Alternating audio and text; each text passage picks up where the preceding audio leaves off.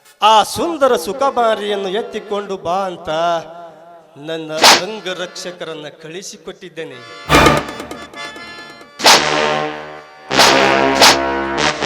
ಇನ್ನು ಏಕೆ ಬರಲಿಲ್ಲ? ಬರಲಿ, ನಿಧಾನವಾಗಿ ಬರಲಿ. ಆರಿದ ಅಡಿಗೆಯನ್ನು ನಿಧಾನವಾಗಿ ಉಂಡರೇನೆ ಈ ಹೊಟ್ಟೆಗೆ ಹಿತ.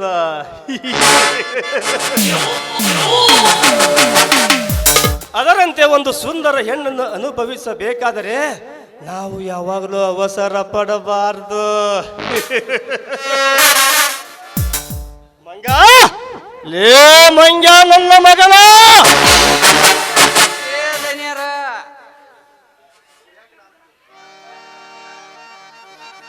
ಲೇ ಮಂಗ, ಎಲ್ಲ ಪಾರ್ಟಿಗೆ ಸಿದ್ಧತೆ ಮಾಡಿದೀನಿ ಲೇ ಮಗನ.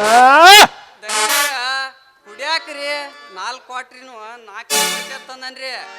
ಇನ್ನ ಸೇದಾಕ್ರಿ 3 ಸಿಗರೇಟ್ ಪ್ಯಾಕೆಟ್ 5 ತಗೊಂಬಂದನ್ರಿ. ಇನ್ನ ಈ ಬಿಲ್ಲದ ನ್ಯಾಲ್ಗೆ ಸುಮ್ಮನೆ ಇರ್ತೈತೇನ್ರಿಪ್ಪ. ಹಂಗ ನನಗೆ ಓಟ ಅಂತ ಬೇಡದಕ್ಕೆ ಇಷ್ಟಿಷ್ಟು ಉದ್ದಾನ ಬಾಂಬ್ ಪಾಪಡೆ ತಂದನ್ರಿ. ಊಟಕ್ಕೆ ಏನಮ್ಮ ರೆಡಿ ಮಾಡಿದೆ ಅಂತ ಹೇಳಿದಿ ನಮ್ಮ ಮಗನ? ಬರೀ ಎಣ್ಣೆದಷ್ಟ ಹೇಳ್ತಿಲ್ಲ ಮಗನ.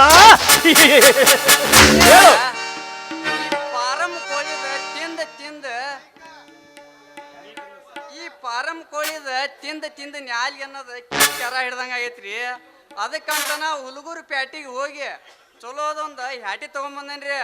ಇವತ್ತೇನಾರ ಮಸಾಲೆ ಮಾಡಿದ್ದು ತಿಂದ್ರಿ ಅಂದ್ರ ನಾಳೆ ಹಂಗ ಇದೇ ಟೈಮ್ಕ ಜರ್ ಬುರ್ಕಂತ ಆಜು ಬಾಜು ಇದ್ದ ಮನಿಗಳು ಎಲ್ಲ ಎದ್ದು ಬಂದು ಏನ್ರಿ ಇದು ಸೌಂಡ್ ಅಂತ ಕೇಳ್ತಿರ್ಬೇಕ್ರಿ. ಶಬಾಸ್ ಮಂಗ, ಶಬಾಸ್. ಇದ್ದರೆ ನಿನ್ನಂತವನಿರ್ಬೇಕ್ರಿ ಮಗನ, ನಿನ್ನಂತವನಿರಬೇಕು.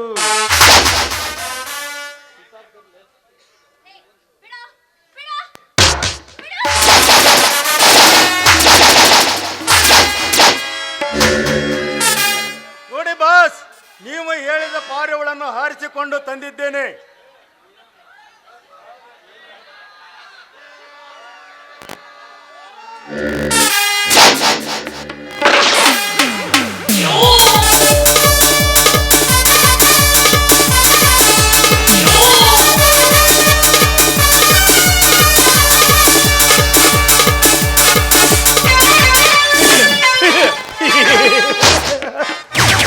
ಸೀತಾ, ಅಂದು ನಮ್ಮೂರ ಜಾತ್ರೆಯಲ್ಲಿ ನೀನುಟ್ಟ ಈ ನಿನ್ನ ಸೀರೆಯನ್ನು ನೋಡಿದಾಗದಿಂದಲೂ ಈ ಎಮ್ಮೆಲ್ಲನ ಮನಸ್ಸು ನಿನ್ನ ಅಂಗ ಸುಖ ಬೇಕೆಂದು ಬಯಸುತ್ತಿದೆ ಸೀತಾ. ಅಷ್ಟೇ ಅಲ್ಲ, ಈ ನನ್ನ ಮನಸ್ಸು ನಿನ್ನ ಕಾಮದ ಸುಖ ಬೇಕೆಂದು ಬಯಸುತ್ತಿದೆ ಸೀತಾ.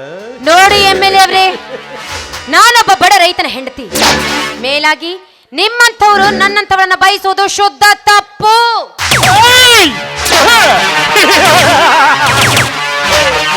ವಿಚಾರ ಆಚಾರ ಮಾಡುವ ಮೂಡು ಈ ಎಮ್ಮೆಲ್ಲೆಗೆ ಇಲ್ಲ. ನಾನು ಇಂದು ಧರೆಗೆ ಬಂದ ದಿನ, ಈ ದಿನದಂದು ಈ ನಿನ್ನ ಸುಂದರವಾದ ಈ ಪುತಳಿ ಎಂತಿರುವ ಶರೀರವನ್ನು ನನಗೆ ಕೊಟ್ಟರೆ ಸಾಕು, ನಾನು ಸಪ್ತ ಸ್ವರ ನುಡಿಸ್ತೇನೆ. ಸಾವುಕಾರ, ನೀನು ಬಯಸಿದ್ದು ತಪ್ಪಲ್ಲ, ಆದ್ರೆ ಪರಸ್ತ್ರೀಯರನ್ನ ಬಯಸೋದ್ಕಿಂತ ನಿನ್ನ ಮನೆಯಲ್ಲಿ ನಿನ್ನ ಅಕ್ಕ ತಂಗಿ ಇದ್ದಾರಲ್ಲ, ಅವರೊಂದಿಗೆ ಕಾಮದ ವೀಣೆ ಮುಟ್ಟಿದ್ರೆ ಬಹಳ ಚೆನ್ನಾಗಿ.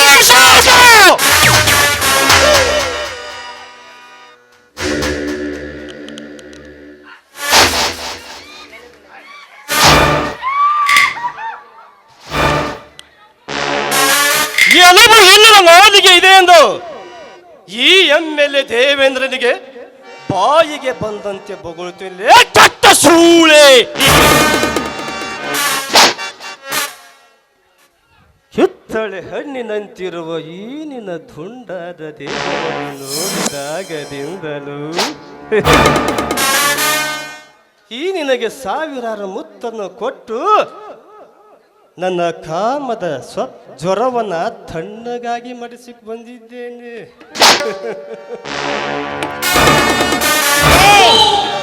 ಇವತ್ತೇನಾದ್ರೂ ನೀನೇನಾದ್ರೂ ನನ್ನ ಗರಿತಿತನಕ್ಕೆ ಕಪ್ಪು ಮಸಿ ಬೆಳಲಿಕ್ಕೆ ಪ್ರಯತ್ನ ಪಟ್ಟಿದ್ದೆ, ಆದ್ರೆ ಹೆಣ್ಣಾದ ನಾನು ನಿನ್ನ ಗಂಡಸ್ತನದ ನರ ಕೀಳುವ ಹೆಮ್ಮಾರಿ ಆಗ್ಬೇಕಾಗಿತ್ತು, ನಿನ್ನ ಪಾಲಿಗೆ ದುರ್ಗಿ ಆಗ್ಬೇಕಾಗಿತ್ತು.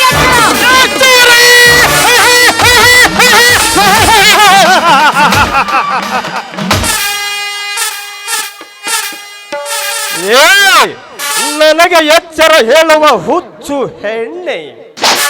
ದಿವಂಗತ ಕವಿಕರಣ ವೆಂಕಣ್ಣ ರೆಡ್ಡಿಯವರು ಈ ಸಮಾಜದಲ್ಲಿ ಹುಚ್ಚರು ಇರುವರು ತಂಗಿ, ಎಚ್ಚರ ಇರು ಎಂದು ತಂಗಿ ಎಂದು ನಿನಗೆ ನಾಟಕವನ್ನು ರಚನೆ ಮಾಡಿದ್ದಾರಲೇ.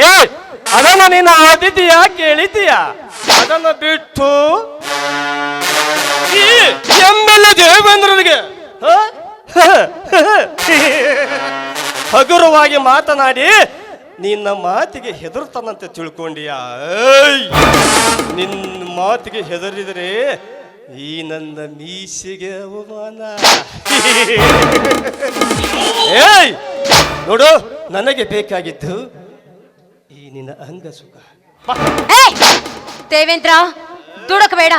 ದುಡುಕಿ ನಿನ್ನ ಸ್ಥಾನಕ್ಕೆ ಅಗೌರವ ತಂದುಕೊಳ್ಬೇಡ. ತಾಳಿ ಕಟ್ಟಿದ ಗಂಡನನ್ನ ನಂಬಿ ನಿಂತಿರುವ ಈ ಹೆಣ್ಣಿನ ಶೀಲಕ್ಕೆ ಕೈ ಹಾಕ್ಬೇಡ. ಏಯ್, ತಾಳಿ ಕಟ್ಟಿದ ಗಂಡನೆಂದು ಈ ಸಮಾಜದಲ್ಲಿ ನಿನ್ನಂತ ಗರತಿರ ನನ್ನ ಸಿಕ್ಕಾಪಟ್ಟೆ ನೋಡಿದ್ದೇನೆ.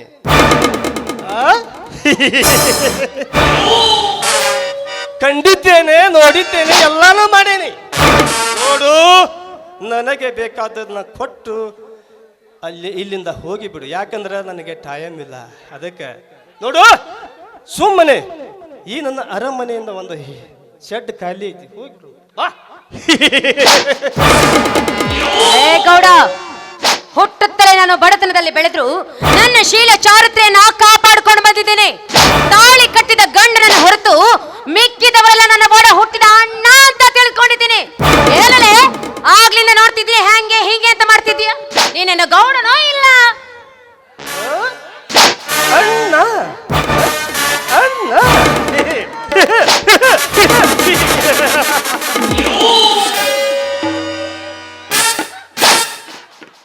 ಈ ಸಮಾಜದಲ್ಲಿ ಅಣ್ಣ ಅಂತ ಅಣ್ಣ. ಈ ಸಮಾಜ ಅಂದರೆ ಏನ್ ತಿಳ್ಕೊಂಡಿದೀಯ? ಈ ಸಮಾಜದಲ್ಲಿ ಪಕ್ಕದ ಮನೆಯ ಗಂಡಸರನ್ನು ಅಣ್ಣನೆಂದು ಕರೆದು, ಅದೇ ಗಂಡನು ಇಲ್ಲದ ವೇಳೆ ಅದೇ ಅಣ್ಣನೊಂದಿಗೆ ಸಂಧಿಯಲ್ಲಿ ಹಿಂಗೆ ಸೀರೆ ಸರಿ ಹೋಗ್ತಾರಲ್ಲ ನೋಡಿ, ಸೀರೆ ಸರಿಸಿ ಮುಂಜಾನೆ ಎದ್ದು ನಾನೇ ಮುತ್ತೈದೆ ಎಂದು ಪೂಜೆ ಕೊಡುವನೇನಂತ ಬಂಡ ಹೆಣ್ಣುಗಳನ್ನು ನಾನು ಎಷ್ಟು ನೋಡಿಲ್ಲ ಈ ಸಮಾಜದಲ್ಲಿ. ಸೀತಾ, ಅಣ್ಣ ತಂಗಿ ಎಂದು ಒಂದೇ ರಕ್ತಕ್ಕೆ ಹುಟ್ಟಿದವನೆಂದು ಅಣ್ಣ ತಂಗಿ ಎಂದು ನಟನೆ ಮಾಡಿ ಈ ಸಮಾಜದಲ್ಲಿ ರಾತ್ರಿ ವೇಳೆಯಲ್ಲಿ ಬೆಚ್ಚನೆಯ ರೂಮಿನಲ್ಲಿ ನಗ್ನವಾಗಿ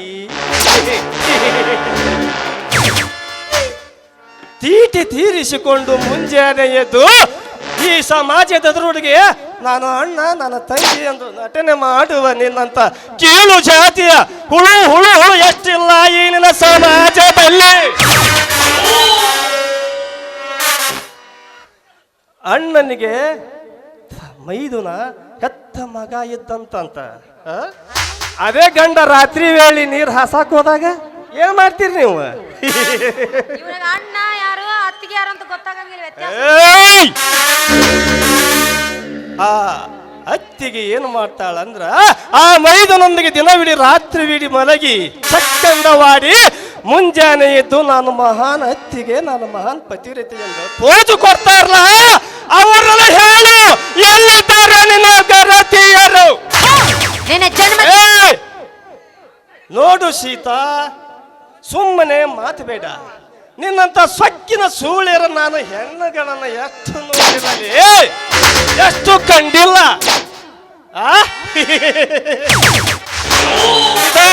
ಸುಮ್ಮನೆ ಸುತ್ತಿ ಬಳಸಿ ಮಾತಾಡೋದು ಬೇಡ. ನನಗೆ ಬೇಕಾಗ ಏನ ಈ ನಿನ್ನ ದುಂಡಾದ ದೇಹ, ಈ ನಿನ್ನ ಸ್ತುತಿಯನ್ನು ಕೊಟ್ಟು ಹೋಗ್ಬಿಡು. ಬೇಡ ಅನ್ನಂಗಿಲ್ಲ. ನಿನ್ನ ಜನ್ಮಕ್ಕಿಷ್ಟು ಬೆಂಕಿ ಹಾಕ. ಲೇ ಗೌಡ, ಕೈಯಲ್ಲಿ ಬಳೆ ತೊಟ್ಟಿದ್ದೀನಿ ಮಾತ್ರಕ್ಕೆ ಸುಮ್ಮನಿರುವ ಹೆಣ್ಣು ಅಂತ ತಿಳಿದುಕೊಂಡಿದ್ದೀಯ? ಒಲ್ದ್ರೆ ನಿನ್ನ ಪಾಲಿಗೆ ತಾಯಿ ಆಗ್ತೀನಿ, ಮುಂದಿದ್ದೆ ಆದ್ರೆ ನಿನ್ನ ಪಾಲಿಗೆ ಹೆಮ್ಮಾರಿಯಾಗಿ ನಿನ್ನ ಎದೆ ಮೇಲೆ ಕೈ ಇಡ್ತೀನಿ. ಲೇ, ಗಂಡಸರು ಮನೇಲಿದ್ದಾಗ ಒಂಟಿ ಹೆಣ್ಣನ್ನ ಕಿಡ್ನಾಪ್ ಮಾಡ್ಕೊಂಡು ಬಂದು ಒಂದು ಹೆಣ್ಣಿನ ಮುಂದೆ ಶೂರತನವನ್ನು ತೋರಿಸ್ಕೊಳ್ಳುವ ನೀನೊಬ್ಬ ಗಂಡಸೇನು?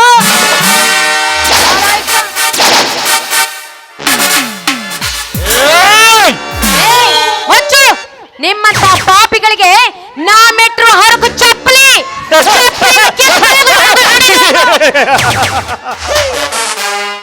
ಏ ಸೀತಾ, ಈ MLA ದೇವೇಂದ್ರನ ಕಣ್ಣಿಗೆ ಬಿದ್ದ ಹೆಣ್ಣನ್ನು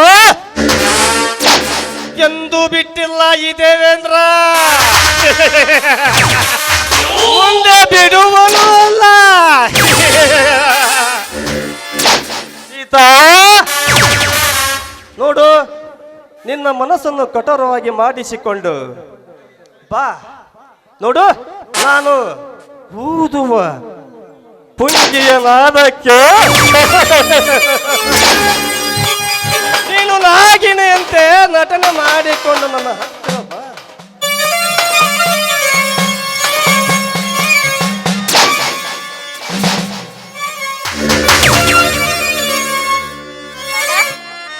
ಏನಂತೆ?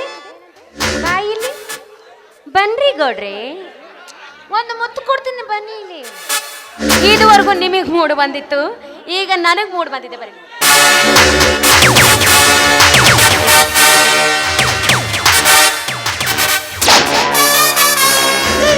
ಗೌಡ, ಇದು ನನ್ನ ಕೈ ಹಿಡಿದಿದ್ದಕ್ಕೆ, ನನ್ನನ್ನು ಮನೆ ಕರೆದಿದ್ದಕ್ಕೆ ಇದು ನಾ ಕೊಟ್ಟ ಬಹುಮಾನ, ನೆನಪಿನಲ್ಲಿಟ್ಕೋ.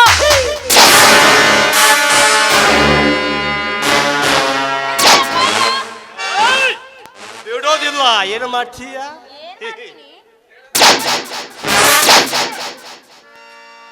ಏ ಸೀತಾ, ಈ ನಿನ್ನ ಕೈ ಬಳಿಯ ಜಂಜನ್ನಾದವನ್ನು ನಾನು ಕೇಳಿದ ಕ್ಷಣ ನನ್ನ ಮನಸ್ಸು ಈ ಸಮುದ್ರದ ಅಲೆಗಳು ಅಂತೆ ತೇಲುತ್ತಿದೆ ಸೀತಾ. ಈ ನಿನ್ನ ದುಂಡಾದ ದೇಹ ಬೇಕೆಂದು. ಗೌಡ, ನಾನೀಗ ಮತ್ತೊಬ್ಬರ ಮನೆ ಗೃಹ ದೇವತೆಯಾಗಿ ಬಾಳುವ ಹೆಣ್ಣು.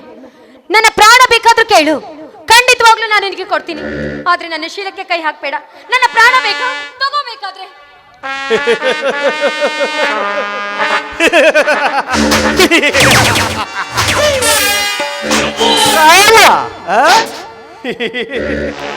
ಸೀತಾ, ನಿನ್ನ ಪ್ರಾಣ ಹೋದ ಮೇಲೆ ನಾನು ಮಾಡುವುದಾದರೂ ಏನು ಸೀತಾ? ನನಗೆ ಬೇಕಾಗಿದ್ದು ಈ ನಿನ್ನ ಯೌವನ. ಅದನ್ನು ಕೊಟ್ಟು ಸುಮ್ಮನೆ ಹೋಗಿಬಿಡು. ನಾನು ನನ್ನ 42ನೇ ಹುಟ್ಟುಹಬ್ಬವನ್ನ ಆಚರಿಸಿಕೊಳ್ಳುತ್ತೇನೆ. ತಂದೆ ಹುತ್ತ ಮಲ್ಲೇಶ್ವರ, ಈ ನಿನ್ನ ಮಗಳ ಶೀಲವನ್ನ ಕಾಪಾಡು ತಂದೆ, ಕಾಪಾಡು. ಏ ಸೀತಾ, ನೀನು ರುದ್ರಾಭಿಷೇಕ ಮಾಡಿದ್ರು ಆ ದೇವರು ಬಂದ್ರು ಕಾಪಾಡೋದಿಲ್ಲ. ಯಾಕಂದರೆ ಇವನು 3 ಲೋಕದ ಗಂಟರ ಗಂಡ ದೇವೇಂದ್ರ. ನಾನು ಮನಸ್ಸು ಮಾಡಿದ ಹೆಣ್ಣನ್ನು ಬಿಡುವನಲ್ಲ, ಬಿಟ್ಟವನು ಅಲ್ಲ. ನೋಡು ಬಾ, ನಿನ್ನ ಮನಸ್ಸನ್ನು ನನಗೆ ಒಪ್ಪಿಸಿಕೊಟ್ಟು. ಏ ಬಾ. ಏ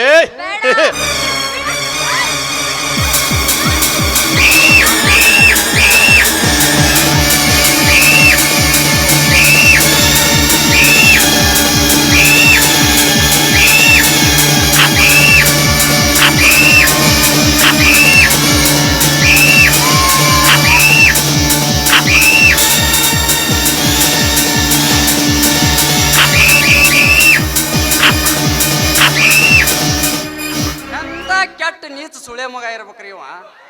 ಈ ಊರಾಗ ಬಡ ಚಂದನ ಹೆಣ್ಣು ಮಕ್ಕಳು ಕಂಡ್ರೆ ಸಾಕ್ರಿ, ಹಂಗ ಕಾಲಿ ಕೆದರಿದ ಗೂಳಿ ಹಂಗ ಏರಿ ಹೋಗ್ತಾನ್ರಿ ಯಪ್ಪ ಇವ. ಎಷ್ಟರ ಯಮಕ್ ಇರಕ್ಕಿಲ್ಲ ಅಂತ ಇವಾಗ.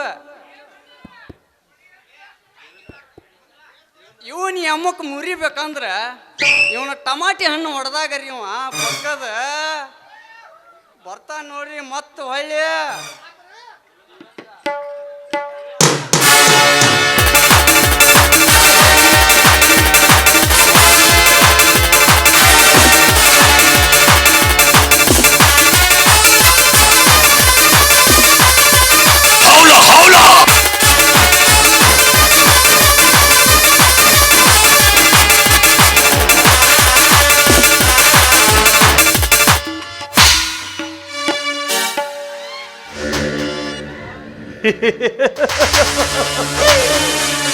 ಹಂಗ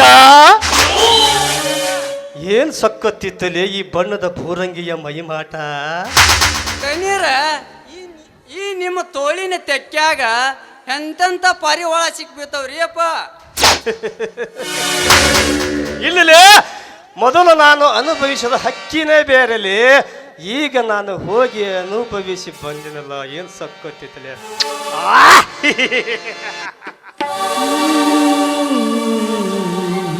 ಲೇ ಗೌಡ, ಕೊನೆಗೂ ಈ ರೈತನ ಮಡದಿ ಶೀಲವನ್ನ ನಾಯಿ ಮುಟ್ಟಿದ ಮಡಿಕೆಯನ್ನಾಗಿ ಮಾಡ್ತೀಯ. ಆ ದೇವರ ನಿನ್ನನ್ನು ಯಾವ ಕಾಲಕ್ಕೂ ಉಳಿಯೋದಿಲ್ವೋ, ನಿನ್ನನ್ನ ಸುಮ್ಮನೆ ಬಿಡೋದಿಲ್ಲ. ನೀ ಮಾಡಿದ ಪಾಪಕ್ಕೆ ಆ ದೇವರ ಸರಿಯಾದ ಶಿಕ್ಷಣ ಕೊಟ್ಟೆ ಕೊಡ್ತಾನೆ. ದೇವರು ಲೇ, ಎಲ್ಲಿದ್ದಾನೆ ಆ ನಿನ್ನ ದೇವರು?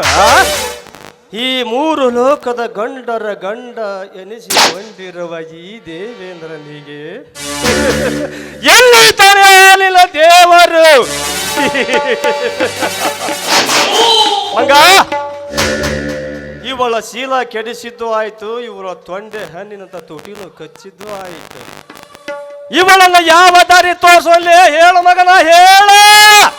ಕಣ್ಣೀರ ನಾ ಇರೋದು ಎದಕ್ರಿ? ಇಂಥ ಕೆಟ್ಟ ಹೆಣ್ಮಕ್ಳಿಗೆ ಬುದ್ಧಿ ಹೇಳಿ ದಾರಿ ತೋರ್ಸೋದಕ್ರಿ. ನಾ ಹೇಳ್ದಂಗೆ ಏನಾರ ಕೇಳಿದ್ರ ಹೂವಿನಂತ ದಾರಿ ತೋರಿಸ್ತೇನ್ರಿ. ನಾ ಹೇಳ್ದಂಗೆ ಕೇಳಿಲ್ಲ ಅಂದ್ರ ಐತರ್ರಿ ಜಡ್ ಜಡ್ ನಕ್ ನಕ್ ಪಟ್ ಜಡ್ ನಕ್ ನಕ್ ಅಂತ ಸುಡಗಾಡ್ ದಾರಿ ತೋರಿಸ್ಬಿಡ್ತೇನ್ರಿ. ನಿನ್ನ ಜನ್ಮಕ್ಕಿಷ್ಟು ಬೆಂಕಿ ಹಾಕ. ವಯಸ್ಸಿನಲ್ಲಿ ನನ್ನ ತಂದೆ ಇದ್ದಾಗಿದ್ಯಾ, ಬುದ್ಧಿ ಮಾತ್ರ ಕೊಳ್ತ ಹಣ್ಣು ನಿಂತ. ಲೇ ಪಾಪಿ, ನೀನು ನನ್ನ ಶೀಲ ಹಾಳು ಮಾಡಿದ ವಿಚಾರ ನನ್ನ ಮೈದನಿಗೇನಾದ್ರೂ ಗೊತ್ತಾಗಿತ್ತೆ ಆದ್ರೆ ನಿಮ್ಮನ್ನ ತುಂಡು ತುಂಡಾಗಿ ಕತ್ತರಿಸಿ ನಿಮ್ಮ ಹುಗ್ಗಿನ ಹೋಳಿಗೆ ಊಟ ಮಾಡಿ ಉಡ್ತಾನೋ ನನ್ನ ಮೈದನ ಮೈಲಾರಿ. ಯಾರು? ನಿನ್ನ ಮೈದುನ ಮೈಲಾರಿ?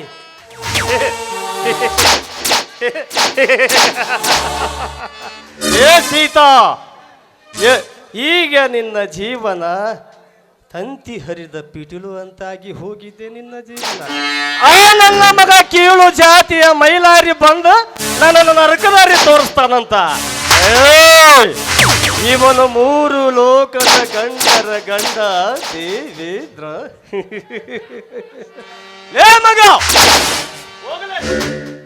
ಆ ಮೂರು ಬಾರಿನ ಬಂದುಕನ್ನು ತೆಗೆದುಕೊಂಡು ಬಾ. ಇವಳನ್ನು ಈಗಲೇ ಇಲ್ಲೇ ಸುಟ್ಟು ಹಾಕಿ ಕೊಡುವಂತ ಇವಳ ಏನನ್ನು. ಗೌಡ, ನೀ ನನ್ನ ಕೊಲೆ ಮಾಡಿದ ಮಾತ್ರಕ್ಕೆ ಈ ಕತೆ ಇಲ್ಲಿಗೆ ಮುಕ್ತಾಯವಾಯ್ತು ಅಂತ ತಿಳಿದುಕೊಳ್ಬೇಡವೋ. ಈಗಿಂದ ಈ ಕ್ಷಣದಿಂದ ಶುರುವಾಗುತ್ತೋ ನಿಜವಾದ ರಣರಂಗದ ಕತೆ ಏನು ಅಂತ.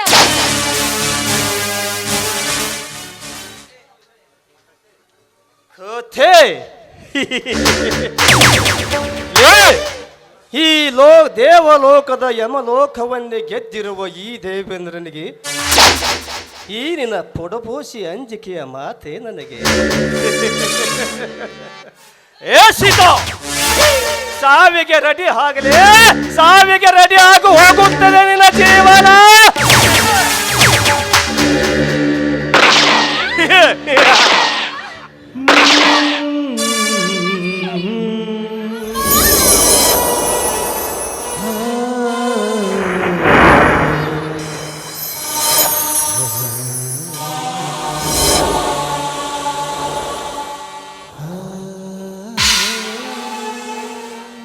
ಯಪ್ಪಾದ ನೀರ ನಿಮ್ಮ ಗುಂಡಿನ ಶಬ್ದ ಕೇಳಿ ಗಾಬರಿಯಿಂದ ಓಡಿ ಬಂದನ್ರಿ.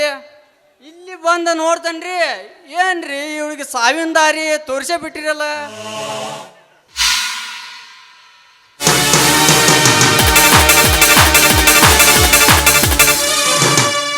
ಮಂಗ, ಈ ದೇವೇಂದ್ರ ಕಣ್ಣು ಹಿಟ್ಟ ಹೆಣ್ಣುಗಳನ್ನು ಎಂದು ಬಿಡುವನಲ್ಲ. ಅವರಿಗೆ ನಾನು ತೋರಿಸುವುದು ಇದೇ ದಾರಿ. ಈ ಸಂತೋಷ ಸಮಯವನ್ನು ಎಲ್ಲಿ ಹಂಚ್ಕೊಂಡಲ್ಲಿ? ಏನು ಯಾವ್ದಾರ ಕ್ಲಬ್ಬಿಗೆ ಹೋಗೋನು, ಇಲ್ಲ ಬೆಂಗಳೂರಿಗೆ ಹೋಗೋನು, ಮುಂಬೈಗೆ ಹೋಗೋನು, ಗೋವಾಕ್ಕೆ ಹೋಗೋನು? ಹೇಳಲೇ ಗಣ್ಯರ ಹೋಗೋಣ ನಡ್ರಿ.